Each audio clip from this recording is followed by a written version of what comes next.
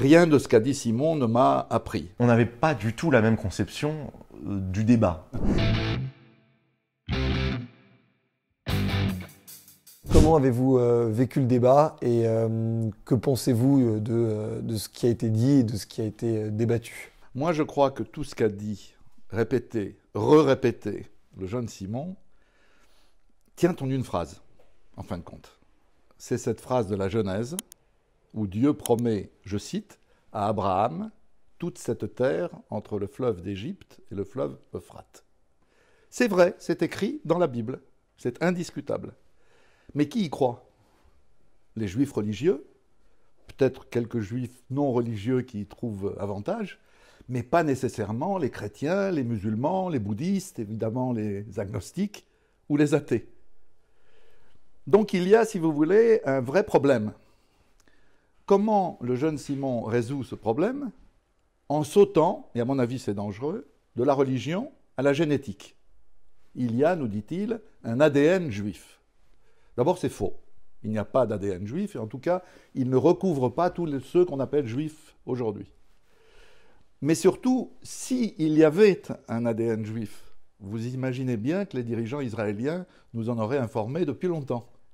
Ça n'est pas le cas, comme vous le savez. Et puis surtout, ce que je lui ai dit, rarissimes sont les juifs qui peuvent documenter une histoire familiale partant du 1er siècle et arrivant aujourd'hui. Et pour cause, puisque un très grand nombre de juifs, pour ne pas dire la majorité, sont issus de conversions à travers les siècles, de l'Afrique du Nord à l'Europe, en passant par le Caucase. Donc, si vous voulez, je crois que la thèse de l'ADN juif est absurde, et j'ajoute qu'elle est dangereuse, parce qu'elle rejoint l'idée, chère à Hitler, d'une race juive. Il serait quand même, reconnaissez-le, paradoxal que des jeunes juifs aujourd'hui définissent leur judéité sur la base des lois nazies de Nuremberg. Et on est vraiment dans un paradoxe grimaçant, si je puis dire. En réalité, ce que je crois, c'est que Simon et beaucoup de jeunes juifs comme lui, ultranationalistes, disons, pour dire les choses simplement, refusent qu'on puisse être juif autrement que eux le sont. Or, moi je crois qu'on peut être juif par la religion, par la culture, par la tradition, par une langue juive qu'on maîtrise, et évidemment par la mémoire de la Shoah. Si je suis parti du débat, c'est parce que Simon a osé m'accuser d'instrumentaliser la Shoah. Qu'est-ce que ça veut dire, instrumentaliser la Shoah, pour quelqu'un comme moi, qui est l'héritier d'une famille durement touchée? 13 séfillas français ont été déportés, sont morts à Auschwitz, leur nom est gravé sur le mur du mémorial de la Shoah. Et toute ma famille quasiment paternelle, de Belgique, a été déportée. Ils sont presque tous rentrés. Mon grand-père est mort à Dachau, mais les autres sont rentrés, y compris mon père, sinon je ne serais pas là, qui a quand même passé 20 mois à Auschwitz et dans les marches de la mort. Donc, si vous voulez, on doit accepter que chacun soit juif comme il l'entend. Il y a eu des plus et il y a eu des moins. Bon, déjà, le gros moins, c'est évidemment que M. Vidal soit parti à la fin du débat, au milieu du débat, alors qu'il y avait un autre pan du débat qui pour moi était essentiel, à savoir la question de la haine anti-juive, qu'on n'a pas vraiment abordée dans le fond. Ces sujets-là obligent une réelle conviction.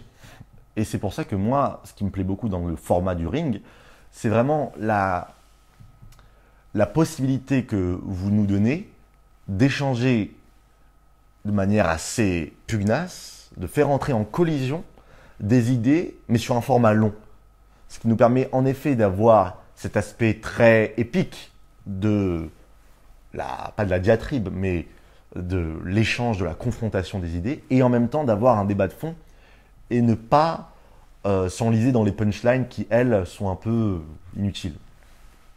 Là, en revanche, où je ne suis pas d'accord, c'est que je m'impose systématiquement une règle. Soit agressif, soit pugnace au niveau des idées, mais jamais au niveau des personnes. Je considère que l'attaque personnelle, l'attaque, ce qu'on appelle ad hominem, c'est, je trouve, une négation du débat intellectuel. Je trouve que c'est une facilité incroyable. Je pense que en venant débattre avec vous et entre nous, on n'avait pas du tout la même conception du débat.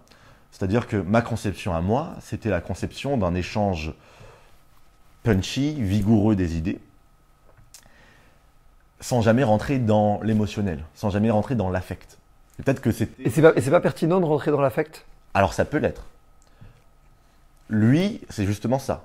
C'est-à-dire que lui, il était, à un moment donné dans le débat, dans une forme de concurrence émotionnelle.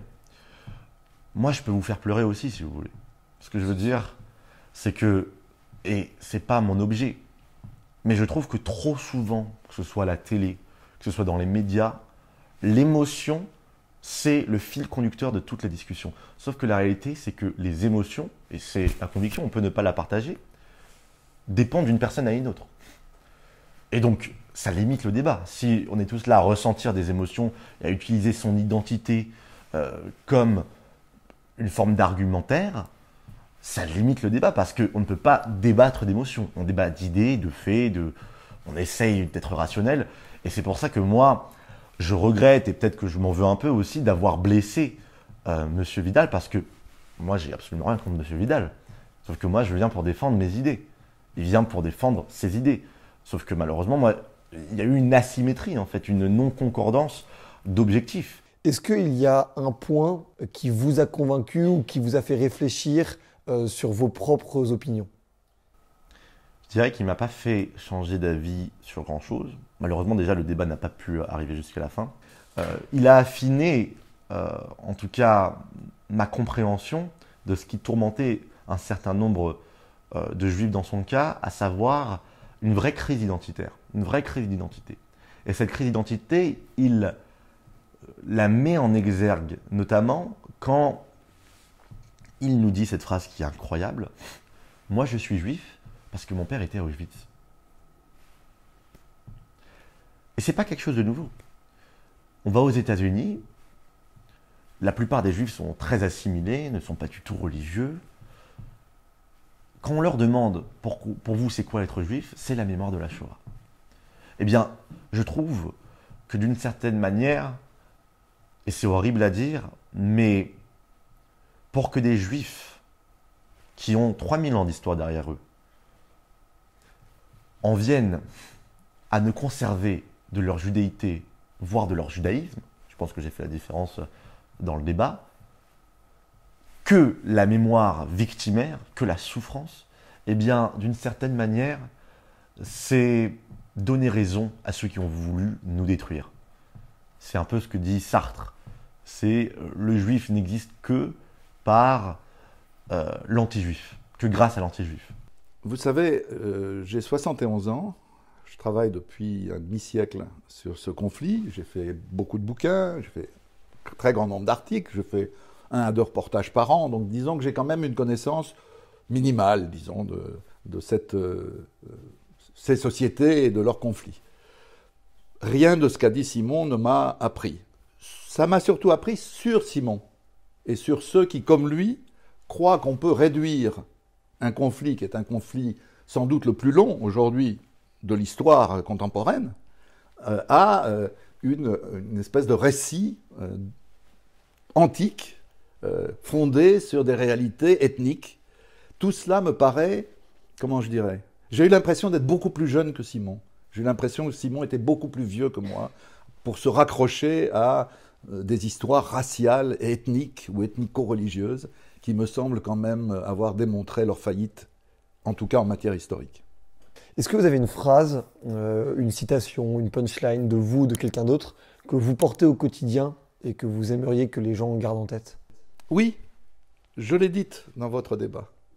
Je pense toujours à ma grand-mère qui disait « Il vaut mieux se taire et avoir l'air con que parler et prouver qu'on l'est ».